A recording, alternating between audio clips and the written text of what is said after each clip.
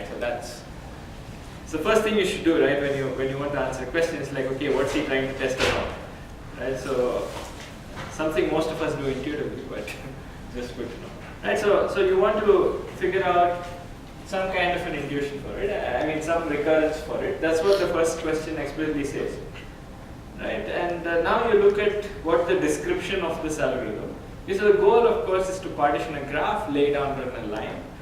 And what you are doing is you have this graph. You are first partitioning it into two pieces, G1 and G2. And you are laying out G1 and you are laying out G2 to the right of G1. Okay?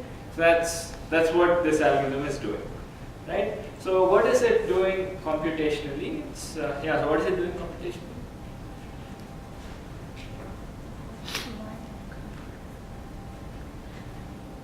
Like if you were to write code for it, how would things be? Right? So abstractly, it would be like, yeah. So it would be like layout of G would be the procedure, and the first step is partition G, and you get the output of this is G1, G2. And then you are saying layout G1, layout G2.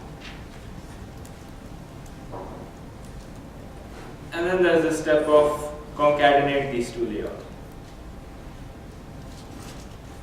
And this is the procedure, right? This is what I'm describing in words. Now, how would you write a recurrence for this, for the runtime of this?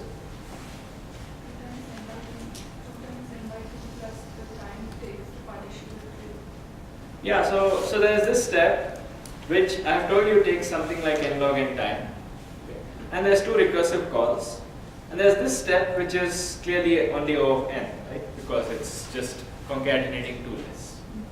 Okay. So this is what you've got to realize, and now you just write. So if I write T of n to be this, and you have T of n equals n log n, O of n log n, plus T of n by 2, 2T of n by 2, plus O of n. And these two just combine to O of n log n. So you have this thing that is T of 2T of n by 2 plus O of n log n. Now, yeah, so this you can solve multiple ways, including master theorem, whatever you want. And so what does this solve to?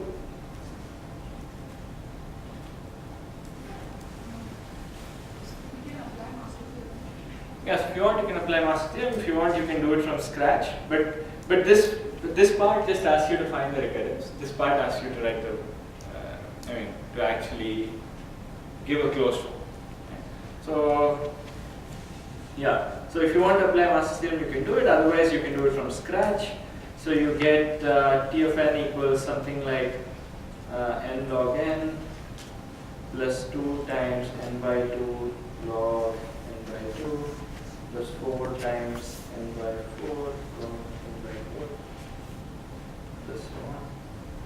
It's like Ashkan got bored. Yeah. It works without you. Yeah. So, alright. So this is what you've got to do. And you'll observe that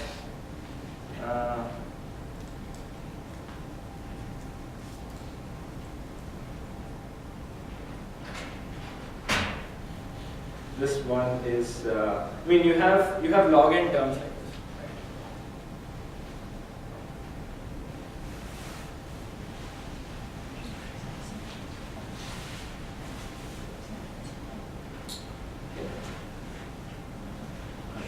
Where, until n by 2 to the k is roughly equal to 1. Okay. And this is what you have. And if you think about it a little bit, you get n times log square. Okay. So, yeah. Otherwise, you could just say, okay, I'm using master theorem. So, yeah. So, does anyone want me to do the details of this? Because we want to. Yeah. So you have something. You have a summation like this, right? So you can write it as sum over I going from 0 to k, where k is log n to the base 2. Okay? So you can write it as n by 2 to the I log of, sorry, there's also a 2 to the I here times n by 2 to the I log of n by 2 to the I. Okay? And these things cancel out. Okay? And so it is sum over I going from 0 through k, n log n minus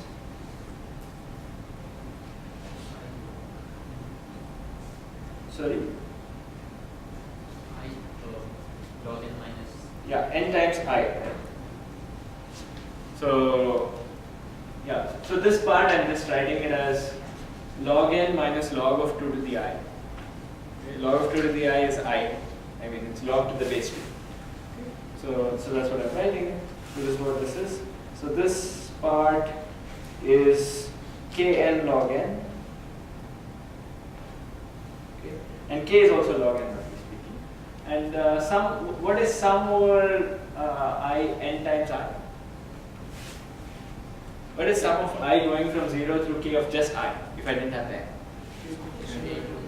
Yeah, it's k times k plus 1 by 2, so it's roughly k squared by 2, right? So this part is like k squared by 2, which is log squared n divided by 2. This part is just n times log squared n.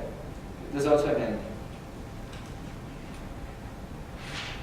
Okay, so the by 2 still remains, right? Because this is a smaller order, yeah. So divided by 2 still. Okay, so this is exactly, so that's why this is roughly n log squared n. Okay. So this is how you would actually evaluate. And usually, I mean, this is how I do recurrences. Basically, I write it as a summation and expand it out. Some of you might prefer to do the master theorem, that's fine. I mean, to each person, one thing is faster than the other. So, so I find that if you just write as a summation, do something, firstly you will not be wrong, and secondly, I mean, because you're not appealing to something, some black box, you're not applying it wrong or something like this, and secondly, it's more universal, you can do it for more problems. So that's, yeah. Okay, so this is how you would do this.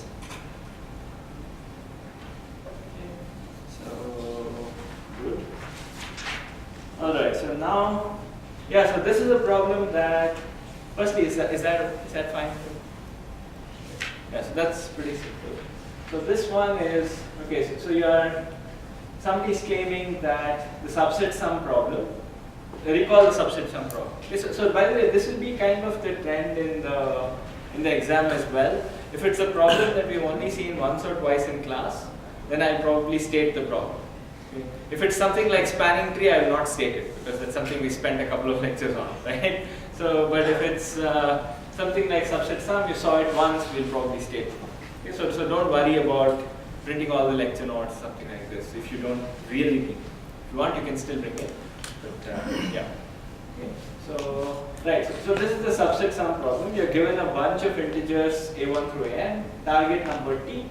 And you want to output yes if there's a subset that add up to t and no otherwise. And Calvin is claiming that this is solvable in polynomial time. And his reasoning is the following. You can come up with a dynamic programming algorithm that runs in O of t and time. This is polynomial in t and n, so the overall running time is polynomial. Okay. So what is, so is this, do you agree with A, do you agree with B? And yeah. So if you disagree with either, provide reasoning. Okay. So that, of course, should be able to convince even Calvin. That's so what is the thing? Do you agree with A?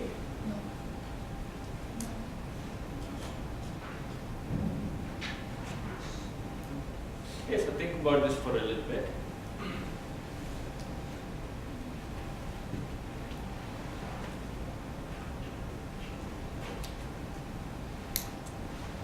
Is it possible to solve this problem in time O of t times n?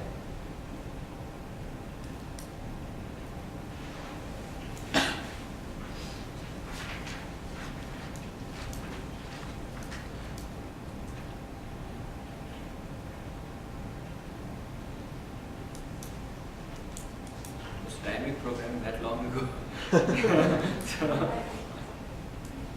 So we have some consensus that it's possible. Anybody think it's not possible? Like, how would you do it, right? So suppose you had to come up with a dynamic programming algorithm. So we've seen something like this in class, right? We've seen this coin change type problem. So, and hopefully, many of you have done the homework also on it. And the problem was basically what were we doing? You have this 0 through t, you had an array of size t that you were maintaining. You are essentially trying to see if you can make this, and then you would see if you can make one of these things, so on. Right? And then if you memorized all these answers, then essentially, that's what dynamic programming does, right? You build it up from start. You could even find the minimum number of these AIs necessary to write this T as well. Okay, so that's what you guys did in the homework. Or maybe that's what we did in class, and the homework we extended that. Okay. So, right, so that's, and you can think about it for a little bit, and you'll realize that this actually has running time that's T times n. Okay. So this, yes? What do you do? Just going back from T, did you also keep track of which? No, so I'm not asking you to use everything at most once. Okay, fine, yeah. So in this case, right, so I should probably also keep track of, I should see if I've used A1 or something like that. Yeah. So I've got to say, okay, this is the largest that I'm allowed to use. Okay, but you will see that you can still do it in something like T times n. Okay, so, right, so actually I should not, as I said, this is not phrased very well. I should have phrased it as saying, can I use these AIs to add up to T? I can use one AI multiple times. Okay, so that's what I actually meant. So even this can be solved, but this you have to be a bit more careful. Okay. So, right, so you can see in this case that you can do actually T times n. Okay. But do you agree with B? So this is polynomial in T and n, therefore the overall running time is polynomial. And why is that? Why do you guys disagree? Because to write A1, A2, A3, the memory required can be in not the total the memory required will not be in polynomial. Yeah, so basically writing down AIs takes time only like sum over I log of AI, writing down T takes time log T, and so the input size is something like n plus, it's something like this. This is how much space so this is the size of the input. So this is what we kept saying, right? So when we talk about polynomial time, we care about polynomial in the input size. The input size in this case is precisely this. How much space does it take to write down the AI? How much space does it take to write down the T? Okay? So AI takes something like that, maybe the ceiling of all of these. T takes something like that amount of space to write down. Okay? And n times T is not necessarily polynomial in this quantity. So this is the same reason why you can factor an n-digit number, or rather you can factor a number n in time that is something like O of n, right? Or you can tell if it's prime or not, or something like this. In time it's O of n, but this is not good enough because writing down n takes only log of n space. Okay, so the input size is only log of n. Okay, so you've got to have algorithms that are polynomial log of n. Okay, so that's what this problem is trying to test. This is something we've seen multiple times in class, right? That when you talk about polynomial time, you've got to be polynomial in the input size, and that's what this is testing. Okay, so the input size is this, and you can give some simple examples of this. Suppose I pick things so that log AI is roughly n, and log T is something like 10n or something like this, then these numbers, then t itself is something like 2 to the 10n, right? So t is not polynomial. So that's, you don't have to really give a concrete example in this case if you at least knew what was happening here, that what we care about is representation size. That's what I'm doing. Okay, so that's what we need. Then the answer is no. The answer is no, and the reasoning is just that the input length is this, and so it's yes for part B, no for this. And the question basically says if you disagree with something, then provide reasoning to connect. Okay, so for the first one you don't have to provide reasoning, and for the second one you do.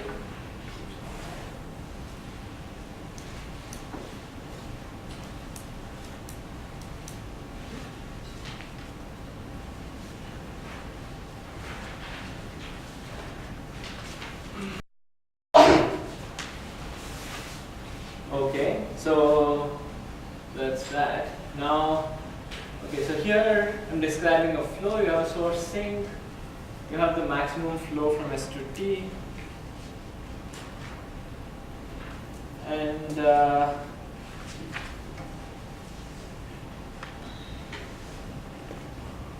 yeah, so you look at the flow graph and you have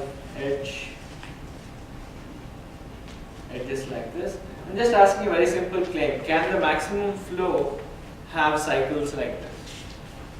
Okay. And I mean it could, but the question is, can I come up with a flow which is acyclic and still does the same thing? It is actually a very basic thing. Yeah? Subtract the minimum edge of the cycle from every element of the cycle. Right, so yeah, so you could just say, okay, if I found a cycle, then I keep subtracting the smallest. Let's say I have a cycle with like 3, 2, 1, and I subtract off 1 from everybody. Okay. This maintains this to be a flow. Flow value will be the same, okay, because I mean the net inflow into every vertex remains the same. Okay, net inflow and outflow of every vertex remains the same, and therefore, and what the value of the flow is basically the net outflow from S. So the net outflow from S also remains the same. Okay, so like you could say, okay, what happens if my cycle touches this, right? But net outflow from S still remains the same because there's some inflow out. Okay. So this is a very, like, it's a sanity check type question. Okay, so it's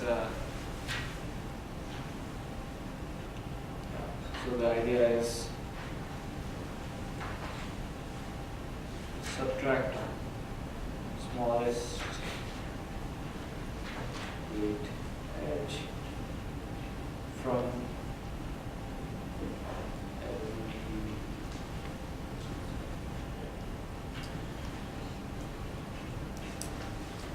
let me be a bit more formal. Okay, so let F be the flow on the smallest flow edge in the cycle. Suppose there is a cycle, then and let F be this thing. Now subtract F from all the edges in the cycle.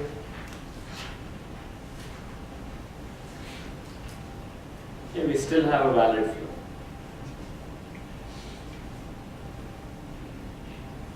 And the reason for this is that net inflow and in/outflow for any vertex, for every vertex, is invariant, is unchanged. Okay. So that's the reason. So you can pick the see if there's a cycle. If there's a cycle, pick the smallest weight edge. That be F, subtract F from everybody. Still remains a valid flow.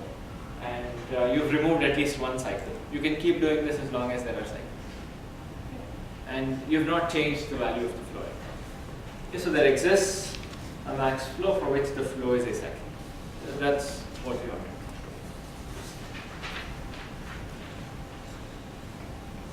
Any?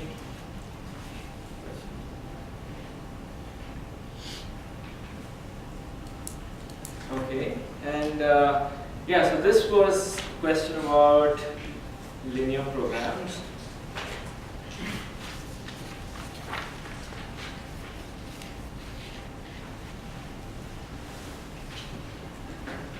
Okay, so you have, right, so you have, we are talking about the vertex cover problem. We've also seen this in class. If you guys remember, we came up with a factor 2 approximation for this. Okay. And anyway, the question is stated. So the input is an undirected graph G. Goal is to pick some subset of vertices, and for every edge, at least one endpoint is picked. Okay. So that's the vertex cover problem. And the objective is to minimize the size of this S. Okay. And if you remember, we came up with a relaxation for this problem. We said that you have variables xu that denote if the vertex is picked or not. That's a then S or not. And you want this condition, so you say that 0 less than xu less than equal to 1. For all edges, you say that one of them has to be picked. Right? So you say that xu plus xu is bigger than equal to 1. Okay? And the objective is to minimize this. This was the relaxation for the problem. Okay? So I have also given the relaxation. Okay, so now, right, so this is something we saw in class. So if G is just a triangle, okay, so you have A, B, C. Give a solution in which the objective value is 3 by 2. What is a valid solution for which the objective value is 3 by 2?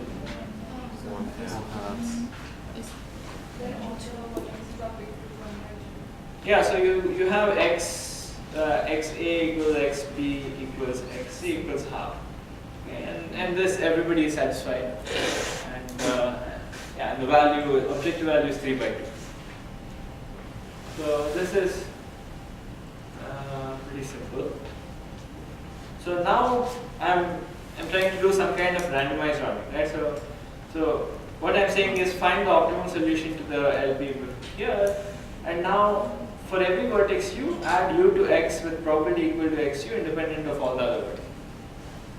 Okay, so I'm saying that set yu equals 1 with probability xu, 0 otherwise. So you solve the linear program, come up with some x's, and now you do the following.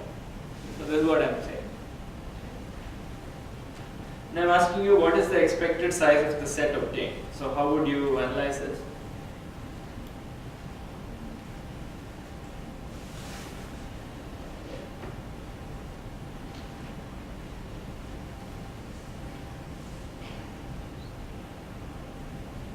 Can you write the S, size of S in terms of the Y's? The sum of all y. Does everyone see that? So Y is the set of things that I'm picking, right? So all I'm saying is you have a bunch of numbers x's, right? So imagine this case, everybody is half. Okay. Now I'm saying to decide whether to actually pick A or not, I toss a coin, probability half I pick A, probability half I don't. Okay. And I'm denoting the outcome of this process by these random variables y sub u. Okay. So, and this is just a random variable that tells if the vertex u is picked or not. And if you had random variables for every vertex, then the size of the set S is exactly equal to the sum of overall u of yu, because it's the number of ones, right? Y's are 0, 1 random variables. So, yeah. So this is by definition.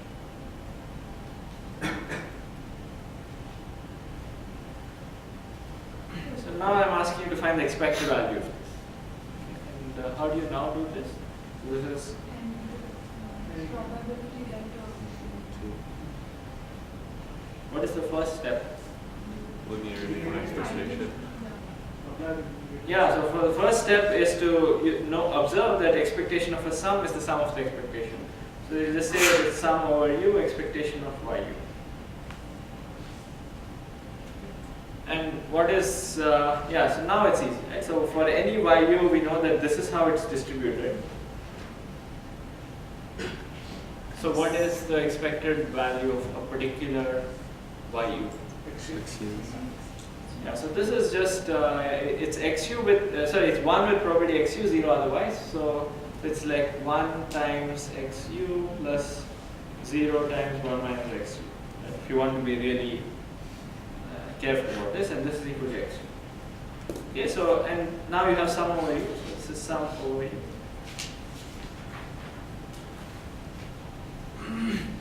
Okay, so this is what we can get. And note that this is actually pretty neat, right? So what we have is you had some fractional numbers. Now you rounded them up with probability equal to that to the value, and now the expected size you get is exactly equal to sum over u xu. So the next part is what you would expect. So we had some fractional solution. You came up with an integer solution which in expectation has objective value that's the same. What is it that you've got to check next to see if this integer solution works or not?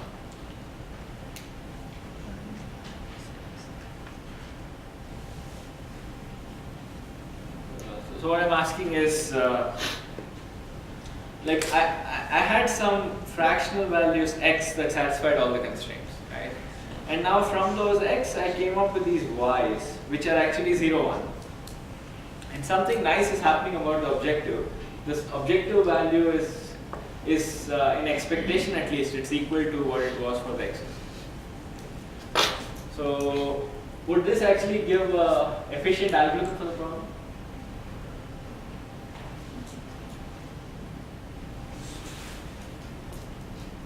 I mean, what could go wrong, if any?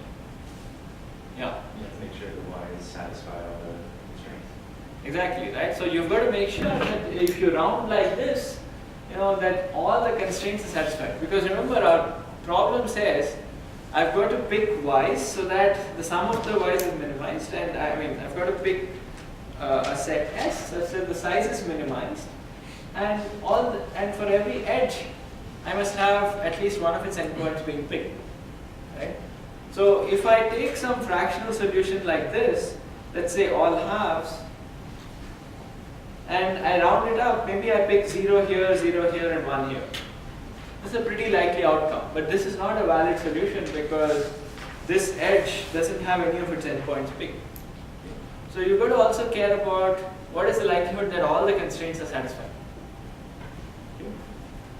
So that's what the next part is about. Okay, so it says, suppose you follow the strategy, and now it says, okay, let's say you fix some edge uv. You try to analyze the probability of failure, right? That this constraint is not satisfied. That's what it's asking. So for any edge, what is the probability that neither u nor v is added to S? And prove that this probability is less than or equal to 1/4. Okay, so firstly, what is the probability that, I mean, if I had uv, I had xu, I had xv. Okay, and I'm picking this with probability xu, picking that with probability xv independently. What is the probability that neither is picked? Okay, so this hopefully all of you can see. It's 1 minus xu times 1 minus xv. Okay, so this is one part. Okay. And I want you to now show that this is less than or equal to 1/4 for the xu's that we started with. So what is special about the xu's that we started with, xu, xv that we started with? Yeah, so the xu, xv satisfied the constraints of the linear program, right? So we know that xu, that's what the hint says, right? So we know that xu plus xv is bigger than or equal to 1. Knowing that xu plus xv is bigger than or equal to 1, can you say that? Fix this. Yeah. so knowing that x cube plus xv is bigger than or equal to 1, can you show that this thing is at most 1/4? This is now a calculus problem. So it's if I told you I had two numbers, both non-negative, right? I know that 0 less than equal to x cube less than or equal to.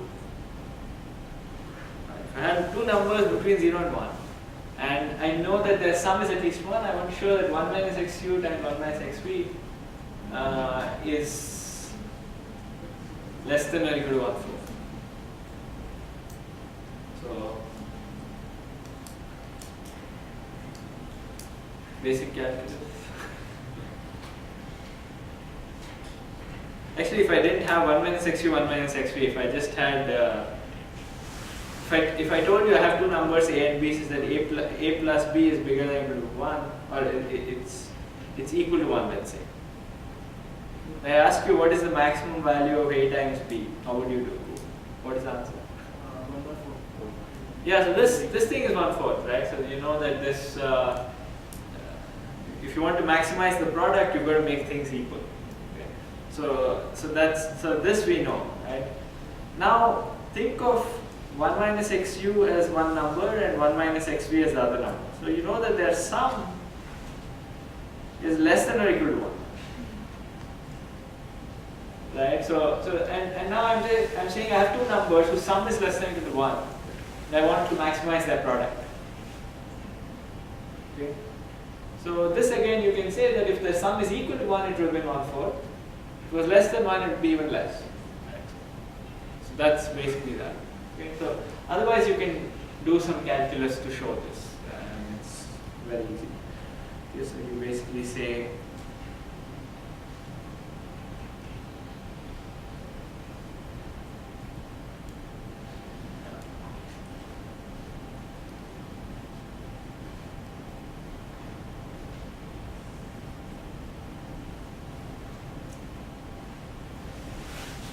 is less than equal to, yeah, so you use the standard inequality that a times b is less than or equal to a plus b by 2 whole square.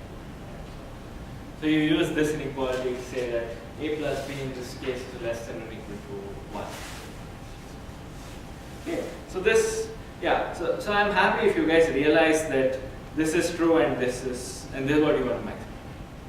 So, but this you should really be able to do because it's basic calculus. Okay, so, but yeah. Okay, so what's next? Oh, okay, so that's it. Right? So this is, should hopefully, you should all be able to do something of this level in a couple of hours. Right? So that's part of the rest.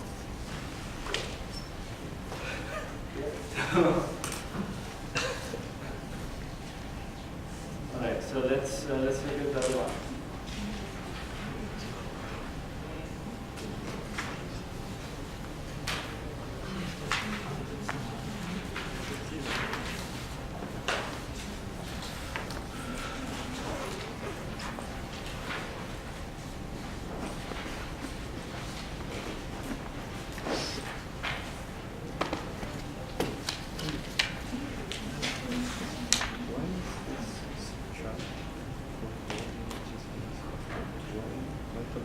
Basically, you're removing that edge. Okay, we're not going to use it, so it makes the flows equal. This one was feeding f into this one, so you have to subtract f from that. This one was feeding f to this one, so you shouldn't have to subtract f from that as well. You just do that on the side, so it keeps the flows equal. Okay, so this is last year's final, and actually this is a bit more representative. So I liked what happened with questions of this kind. Like I think people also like these kind of questions more. So like things where you have pieces or you're asked to reason whether something works or not. Okay, so maybe we'll have some. Okay, so let's go one by one. Okay, so yeah, was this easy for everybody? If so, we can skip. So this one is basically we all know merge sort, right? So you have two sets and you merge the elements. You try to merge the elements. So this is trying to generalize this. Okay, so you consider the problem of merging a collection of sorted arrays. Okay, so you have sorted arrays S1, S2 up to Sm. So you have m of these guys. Think of these as S1, S2. This one array, the other array, S3, and so on. Each one is sorted in itself. Okay, so each one is an increasing array. Okay, and suppose capital N is n1 plus n2 up to n sub n. And now I wanted to first say consider natural analog of merge sort that treats arrays as queues, looks at the first element, finds the smallest of these things. Okay, and suppose this guy is the smallest, then pops this one and continues. Okay, so what's the complexity of this algorithm?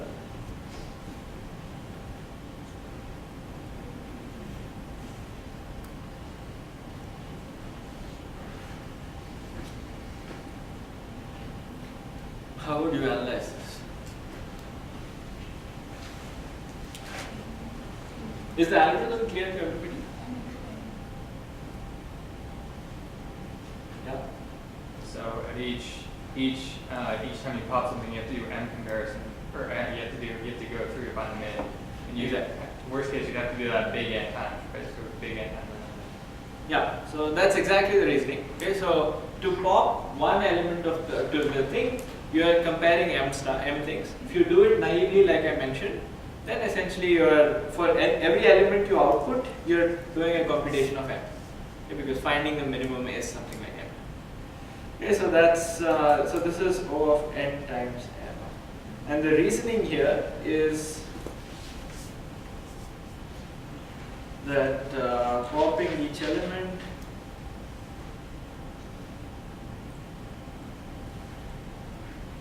takes time, and there are capital N elements total because n1 plus n2 of n is capital. So that's what this is. And now, can you come up with an algorithm whose running time is n times log n?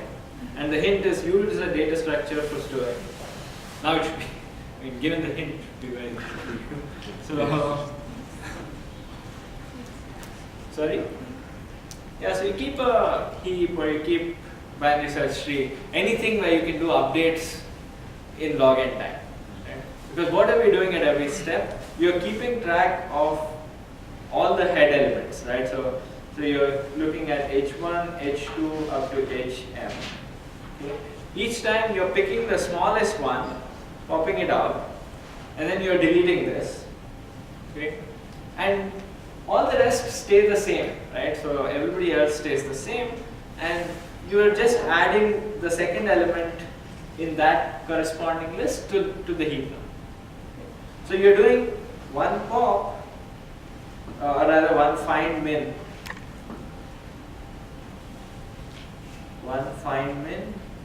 one delete, one add. So if you keep a binary search tree or a heap or anything like this, each of these operations takes time log n. Okay? So overall the running time is to output one thing, the running time is something like log n. And you do this n times because the output has n. So that's n times. So yeah, so hopefully after looking at the hint, most of you can see what you've got. So that's the idea. And all this question needs is a knowledge of a data structure that can do these things in log n. Or even if you assume, I am also happy if you can say that I want a data structure that is able to do these things in log m time. Even that knowledge is actually, you get most of the credit for that. Okay, but you've got to identify that this is what I need to do. Because as we said, right, in data structures, this is the question you should always ask yourself.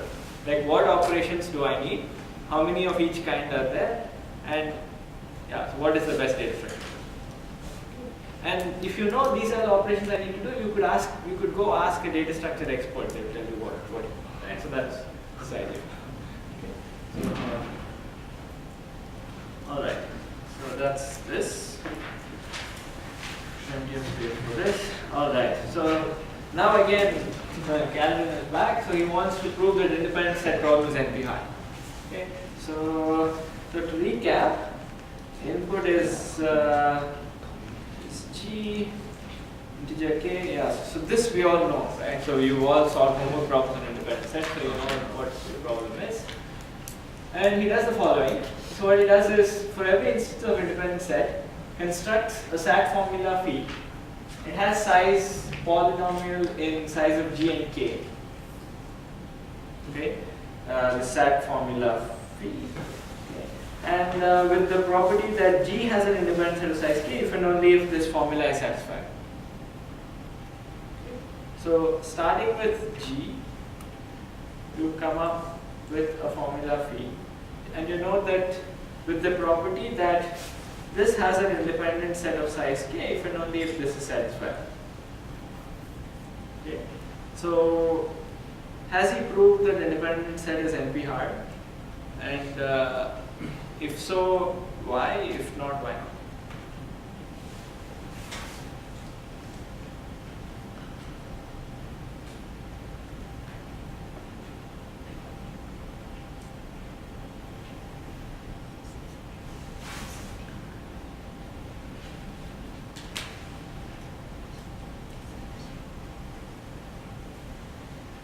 So what has he shown in the process? Like coming up, I mean, starting from a graph, coming up with a formula. So is that these were, yeah. I mean, doesn't it depend on the time complexity of turning the the graph into the SAT formula and not the size of it? Yeah, okay, so that's one possibility, right? So the reduction running time is not specified. Right. But even assume it's polynomial. Okay. Has he succeeded?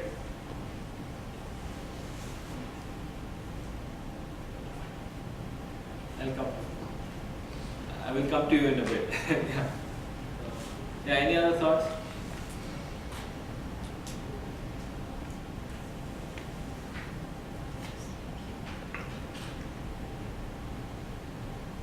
How do you show that something is NP high? Because that's yeah. He's only shown that SAT is at least as hard as independent set. So we have SAT is yeah. Okay. So what he's saying is that he has shown that SAT in some sense is at least as hard as independent set, right? So this is what, or we used to write this notation, like we've shown that he has taken independent set, reduced it to SAT, right? So that's like saying independent set is easier than SAT. But is this what we need in showing that a problem is NP hard? No, right? Because we want to show the other way around. We want to show that SAT is easier than independent set. So we actually want SAT is easier than. So to prove something is NP hard, you've got to start with satisfiability and prove that it reduces to your problem. Not the other way around. Because like spanning trees can reduce to SAT, but spanning trees are easy. Right? So shortest paths can reduce to SAT. But yeah, so that's what this question tries to test. Basically, do you know how to prove something is NP complete? Okay. So NP hard. So that's this. Alright, so the next thing is a basic reduction. Okay, so yeah, Merlin is a magician and he tells you that he has an algorithm to solve a linear program with n variables and c constraints, time that's O of n plus c. Okay. So you don't care how he does it, right? So you just know there's an algorithm to do this. Okay, and you can, and the question says, show that if true, one can find, rather Merlin can find the size of the maximum matching in a bipartite graph in time O of m plus n. Okay. So yeah, so maybe this year I didn't spend so much time on this, but this is basically the Santa Claus type problem, right? So you have a bipartite graph, okay, and you have n vertices on each side, m edges total.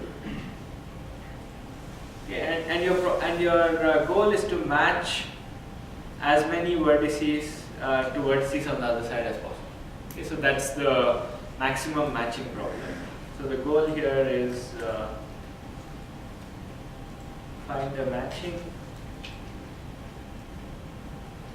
that matches the largest number, the maximum number of vertices. And matching has the usual property that you need one vertex to be mapped to exactly one vertex in fact. So note that the answer is not always n, right? So for some graphs it might not be possible to match everybody. So the maximum matching problem is basically find a matching that connects as many people as possible. Okay. If you remember, we've seen this problem at least a couple of times. Like we've seen this Santa Claus type problem. We've got to do this, but that was a weighted version of the problem. Now you have this unweighted thing. Okay. So how do you solve this problem using a linear program? This also we've seen we've seen using flows, but yeah. Yeah. But even from scratch, suppose I told you that I have a way to solve a linear program. How would you solve it?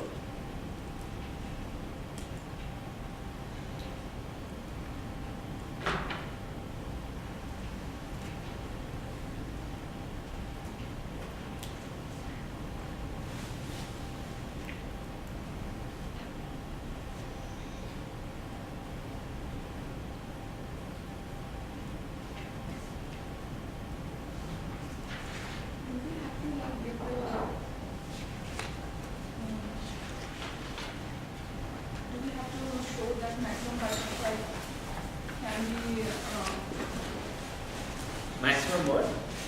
Sorry. Bipartite matching is like a linear, can be converted into a linear program kind of a situation. Yeah, I don't know what you mean by kind of a situation, but yes, you've got to show that bipartite matching can be written as a linear program, right? So that's what you've got to do. That's not good.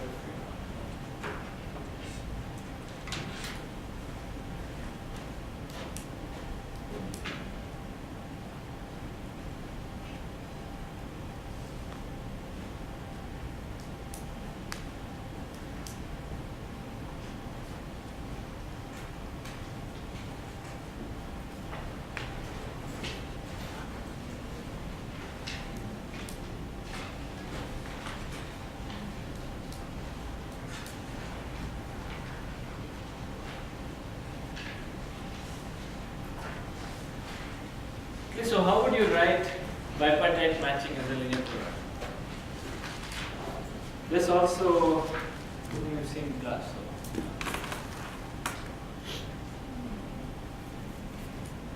Yeah? Best if you include an edge best if you include an edge or best if you include an edge. Best of cases. Yeah, so I guess what is implicit in what you're saying is, firstly you should ask yourself, what are the variables and what are the constraints and what's the objective, right? So what are the variables? You seem to suggest edges, okay? So for every edge, so you can only map things if there's an edge between, right? So that's the constraint. So basically for every edge, you can see if this is a matching edge. I mean, you are matching u to this u to this v. So the meaning is xe is 0 is 1 if u is matched to v and 0 otherwise. So these are your variables. And now what are the constraints? What is the objective?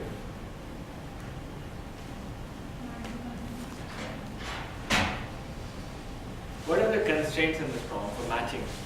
The constraints are that each kid or like each n gets only one, and like Like Yeah, for so- every node, only one of its edges is picked. is picked. Okay, exactly. So what he's saying is, if I take any node, I can't match it. I can't be matching it to two different things. Right? So I know that sum of all the xe values for these edges is at most 1. Okay. So that's, yeah. So for all u, sum over e such that e is incident to u xe is less than or equal to 1. And what's the objective? Yeah, so objective is just sum of xe. Because, I mean, each xe is basically, it's counting a matching. Right? So it's counting one vertex being matched. Okay. So this is the linear program for matching. And if I can solve, and you've got to see how many constraints are there, how many variables are there. So, yeah, so how many variables constraints are there? How many variables are there first? Number of edges. Yeah, so there's m variables. How many constraints are there?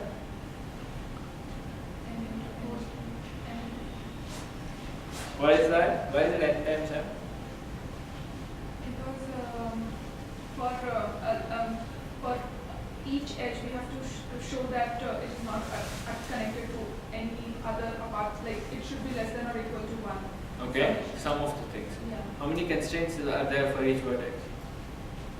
There are n Degree. people, so like n people, so n constraints. One. So, but I'm talking about like one vertex u, right? Ah, If I have one vertex u, One constraint. the only constraint I have is the sum of these edges is less than or equal to 1. So per vertex, there's only one constraint. So total there are n constraints. Okay. So that's what there is. So there's just n constraints of this kind. There's also some implicit constraints that we have not written, which is 0 less than or equal to xe less than or equal to 1. Okay. And since there are m variables, there are m constraints here. So overall, you have something like n plus m constraints, and you have m variables. So you can, if Merlin is right, you can solve this in m plus n, which is roughly m plus n. So you can solve this linear program in time that is m plus n.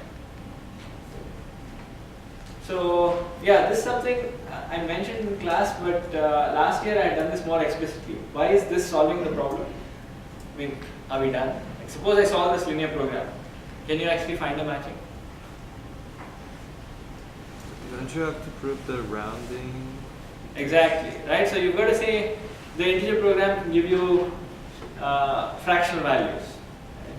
But I don't know if you guys remember, but we said that this is one of the, we didn't prove this in class this year, but I said that this is one of the rare examples where the answer to this, where every corner point is an integer. Okay, so it was, yeah. So last year I done this more explicitly. That's why this question. But that's the other thing that you've got to mention.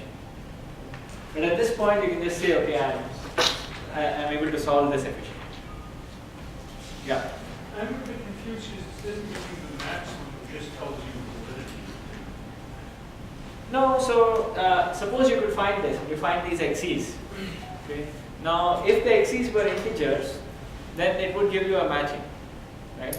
They give you a matching, but I think you need one more constraint to test that it's possible to reach even maximum. No, so I'm not asking you if every vertex can be matched, right? This is not the perfect matching where I want, I mean, every person to be matched.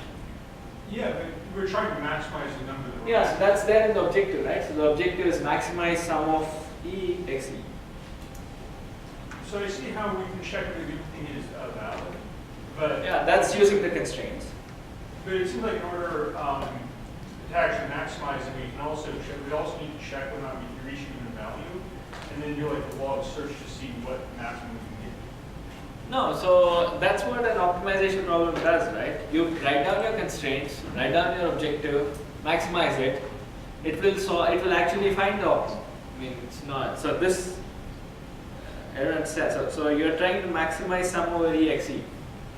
So that's the number of vertices that are matched. Yeah. So a solution XE that optimizes this objective will have to automatically be a maximum match.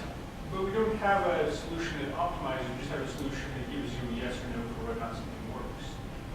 No, so there's an objective that you're maximizing.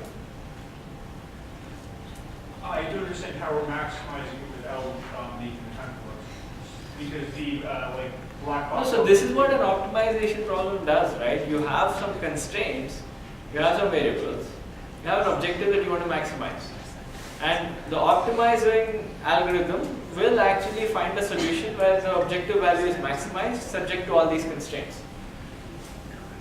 So wait, black box algorithm that we're given, the Yeah, it solves linear programs, right? but it doesn't optimize, it just provides you whether or not this is satisfied. Yeah? Oh, no. So linear programs always have an objective. Okay. So Yeah, we've always defined in class linear programs as maximizing or minimizing a linear objective subject to linear constraints. Okay, I thought we should check if it was satisfied. No, yeah. Turns out they're equivalent, but we've always defined it as optimizing a linear function over a linearly defined space. So yeah, but it's a good question. So yeah. So for the constraint, we need to apply it to every single vertex, right? But we have 2n vertices, so shouldn't there be 2n plus n? Yes. It's 2n plus 2m actually, because for every x it's bigger than or equal to 0 or less than or equal to 1. So there's 2 constraints. Yeah. So I'm hiding the O factor.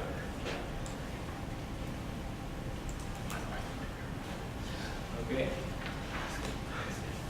Good.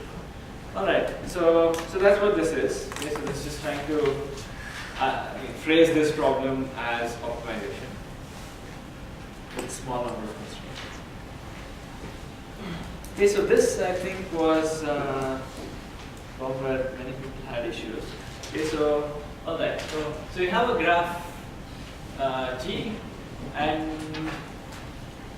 yeah, so the number of edges versus that you call E a bottleneck edge if its removal disconnects the graph G. Okay, so you say that if I remove this, somehow the graph G disconnects. Okay, so there's I'm not going to say more because then I'll be giving out the solution. Okay, but this is the definition of a bottleneck edge. If I remove it, it disconnects the graph into 2 pieces. Okay. So, right, and now you are given a graph in which you are told that there exists a bottleneck edge. And there could be more than one. Okay, and your goal is to find some bottleneck edge. Okay, and how quickly can you do it is the point. Okay, so firstly, can you give an m squared time algorithm for this? How many of you have thought about this problem before? If you've not thought about it, it will take some time. But what is the natural approach? Yeah, so the first, so if you look at the question, right, so it has like a bunch of pieces, you're slowly trying to improve the running time. So first, you should probably read the various parts, what they are trying to achieve. Okay, that should give you a hint of how to proceed. First thing says, oh, give an m squared algorithm. Then says, oh, can you improve it to m times n? Okay. And then it says, oh, if I give you some more information, can you do it in m? So that's how the problem is going, right? So the first thing would be the first thing you should probably be thinking of. Okay. So like this is what you would do in like an interview, right? So somebody gives you a problem, give the first naive algorithm and try to improve. Okay, so that's what you are doing. Okay, so what is it? So as she suggested, you can try to iterate through every edge. Okay, so you can say, oh, I consider the first edge. Try removing it. See if the graph is connected or not. How long does it take to check if a graph is connected or not?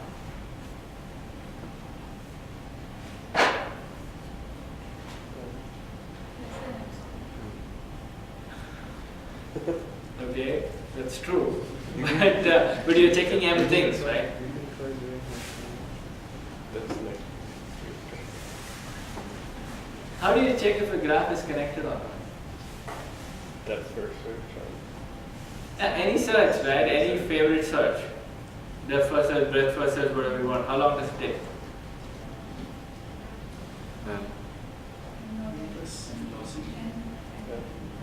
Is it all good? Okay, so you guys have to do introspection. So why is there log n here? I mean, so what are you doing in the first search, right? Like, I mean, you're just exploring the graph, and why would there be a log n in this process? So yeah, I mean, this is very basic. So if you guys, I mean, you should really be knowing this. So checking if a graph is connected or not, you would do breadth first search or depth first search. This is actually part of the prerequisite. So okay, so this takes time O of m plus n. So this is what it is.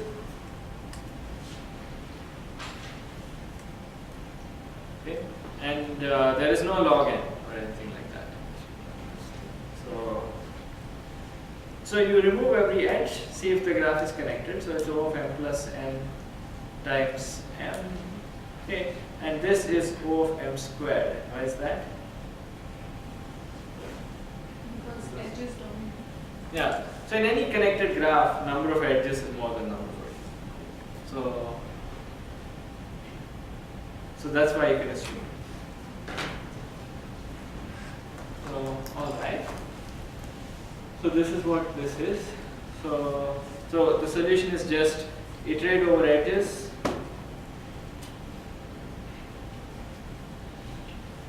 Do BFS.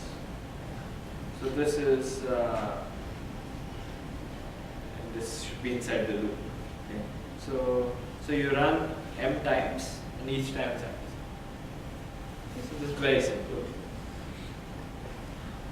Now, yeah, so the next part comes with the hint. Can you improve your algorithm to run in time of m times n instead of m squared? And the hint is you may want to start by finding a spanning tree for G. So why is, so now what would you do?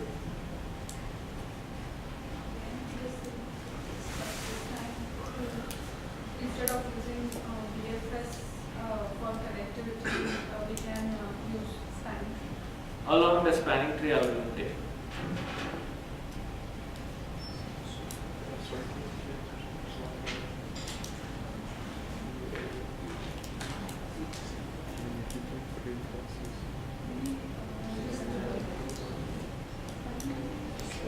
M log n. So you sort the edges, which is M log n, and then you just iterate through them. Yeah, so what she's suggesting takes time. So first you have the same thing, iterate over edges. And then you have find MST, right? So this takes time. Here you have m things. Each one takes time m log n. Because you're going to sort the edges.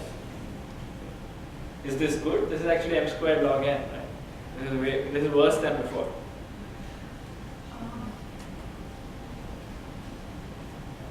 So what's the only other thing you could have done? With the hint, I mean, if you just want to go by the hints. Sorry? Find the. Yeah, so you say, okay, you know, if I have the find MST before, I'm doing badly, so maybe I do the other way around, right? So what is, so intuitively, what am I trying to get at, right? So I'm saying, okay, start by finding an MST, that's what it says, right? So, and this is some spanning tree for this G. And what do spanning trees have to do with bottleneck edges? Yeah, so any spanning tree has to contain every bottleneck edge. Okay, because a spanning tree connects everybody, and here's an edge whose removal disconnects the graph, right? So a spanning tree must contain every bottleneck edge, okay? And that's the idea, right? So now instead of checking over all edges, iterate over edges in a spanning tree. Okay? So you have find a spanning tree which takes time of m plus n. I mean, this is an unweighted graph, so spanning trees only take time m plus n. And now you say that iterate over all edges in the tree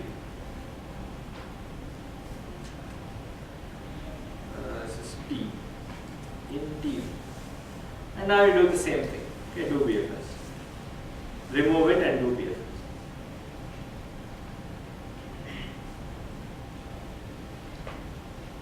So what I'm asking you to do here is simply prune edges, right? So essentially, instead of checking every possible edge, I'm saying, okay, just look at the spanning tree.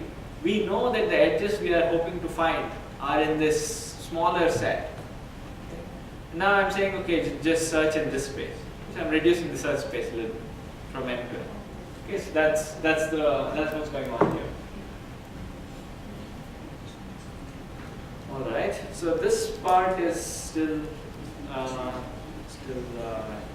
enough. And now, okay. So suppose I give you a bit more information about this edge, okay, about these edges, right? So I want to find a bottleneck edge. And I tell you, there is a bottleneck edge whose removal not just disconnects the graph, so I don't know what this edge E is, but it disconnects some vertices U and V, okay? And you know what these U and V are. Okay, so if I remove this edge, U and V are no longer connected, and I give you these things. With this information, does it make it any easier to find a bottleneck edge?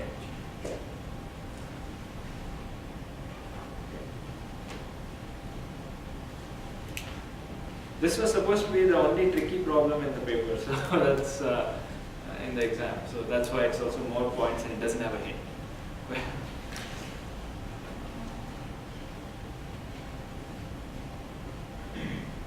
In this case, it is just a matter of finding either U or V. No, you are given U and V. Like in this one. No. But what do you mean? I mean, you're given U, you're given V, right? And you are told that there is some edge whose removal disconnects U from V. So we can just find all the edges that are connected from either one of them. And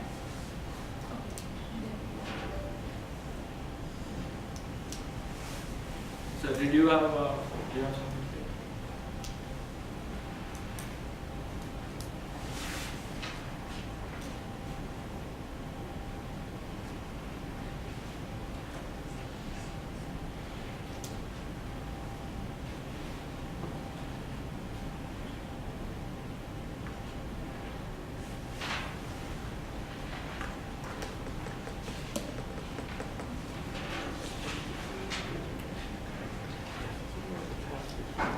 So this is V.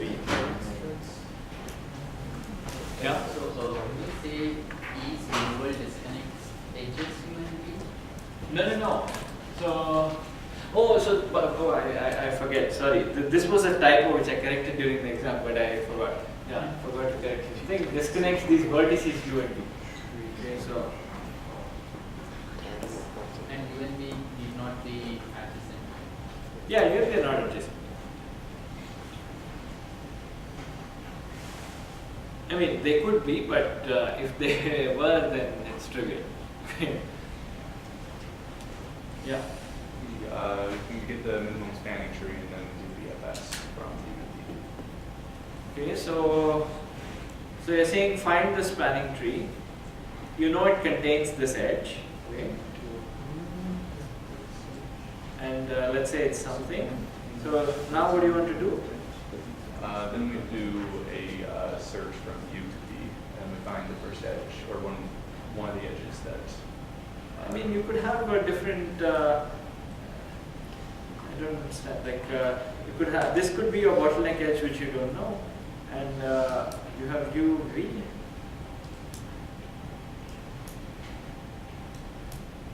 Okay, and this could be the tree you found. So what do you propose to do now? You do a breadth first search. and then- From U, okay. This will do something. And then it'll cover at least one of those edges from U to V. Sure, but you don't know which one.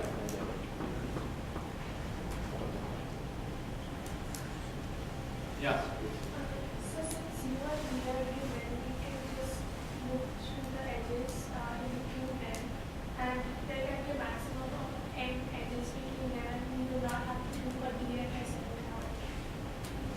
So you're saying find a path from U to V.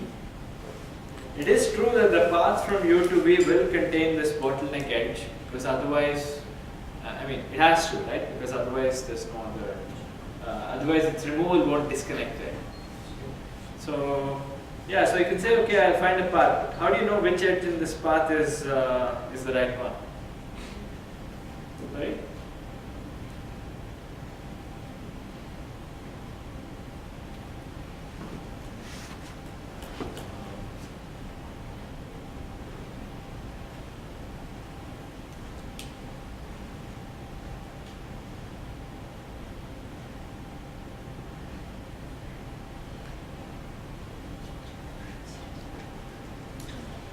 So the answer to this is just one word, right? It's like, what is the minimum cut between U and V?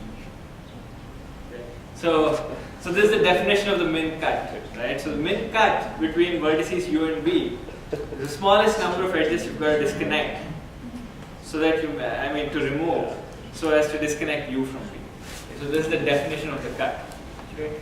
And cuts are related to flows. Flows you can find, I mean, so min cut is equal to the max flow. Okay. So existence of a bottleneck edge means that the max flow between U and V is equal to 1. Okay. So yeah, so that's what you've got to notice. Okay, that so by definition, if there exists an edge whose removal disconnects U from V, then min cut between U and V is equal to 1, which means that the max flow is equal to 1.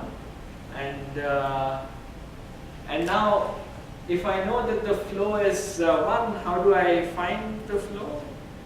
I mean, this is the first observation. If you make this observation, you get like 3/4 of the points.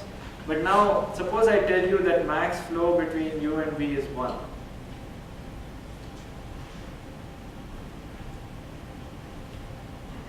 Okay. Now, remember the algorithm for max flow is pretty inefficient.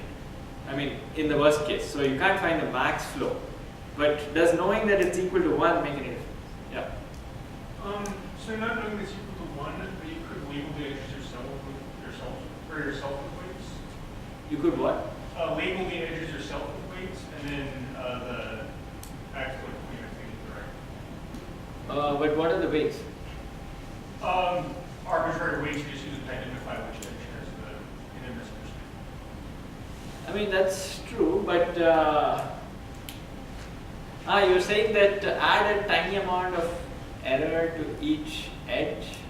Yeah. Use that to, but how do you find the max flow, right? Solving max flow takes time m squared by what you've seen.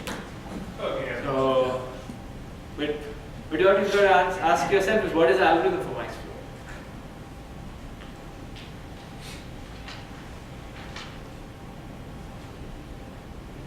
So, anyway, so yeah, so you should go look at max flow. So you realize that, I mean, essentially, if there's a flow of 1, you can find a flow of 1 that would be a path. And now, if you look at the residual graph, so the residual graph will have backward edges, and in this graph there is no flow, right? There's no path from S to T, because otherwise there would be an augmenting path. There would be a flow of value 2. Okay. And so you will observe that you will be able to reach some vertices, and you will not be able to get out. Okay, and that edge is essentially the edge that you want. So yeah, so think about this for a little bit. So this is the only tricky problem, as I said. So let's we've got to. This is one thing you've got to probably identify in the paper. There'll be probably one tricky question. You've got to save it for the end. Okay, so. And the giveaway is often the number of points and lacks of hint and stuff. Okay. So that's what we've got. And yeah, so now we are out of time. But oh yeah, so this is like a simple randomized search. So this is fun if you haven't thought about it. So here I'm saying, I'm giving you a different kind of constraint. Okay, it's a condition. I'm saying that there's an edge E whose removal splits the graph into pretty big components. Okay. Now, can you find something in time m plus n? Because in the previous part I said, if I find one vertex here, then I'm done, right? can you, suppose I tell you both pieces are big, and can you easily find one vertex here, one vertex on the other side, without knowing what these pieces are? Okay. And of course, the answer, the question, if you say give a randomized algorithm that does this.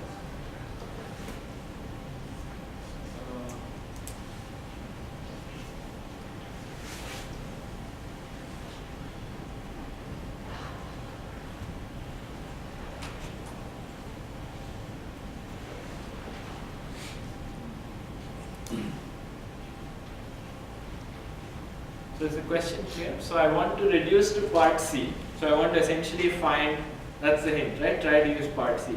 So I want you to find two vertices U and V that are going to be disconnected by the removal of this edge. And I'm asking you to find the randomized algorithm. What is the first thing you would try? First we pick U at random. Yeah, you can pick U at random, you can pick V at random and hope for the best, right? Hope that one person lies here, one person lies here. Okay. What is the probability that that happens? Sorry? It's not as large as half, I guess, because I mean, It depends on the size. yeah, it depends on the sizes. You know that, let's say this is N1 and this is N2. Then the probability that U is in this part and V is in that part is something like N1 by N1 plus N2 times N2 by N1 plus N2. Right? This is the probability that U is in this part. This is the probability that V is in the other part. Okay. And this is pretty large, right? So I told you that both N1 and N2 are bigger than or equal to 1/3. Okay, so you can say that each one is at least 1/3. So the overall product is at least 1/9. So you have a pretty reasonable probability of succeeding if you just pick random things. Now, how many times do you have to repeat this if you want to have a pretty large probability of success? Okay, so I'm asking you to find the expected running time, right? Like this is like saying, I pick something in random. I have this algorithm that succeeds with probability 1/9. And now I repeat it until success, let's say. What is the expected time I need to, how many times do you have to run it? Yeah. So it's like saying, yeah, I have this coin that comes up heads with probability 1/9, right? And how many times in expectation do I have to toss to see a heads? It's 9 times. So that's, yeah, so that's why you get 9 times whatever that constant was there. So that's, yeah, so that's all that is.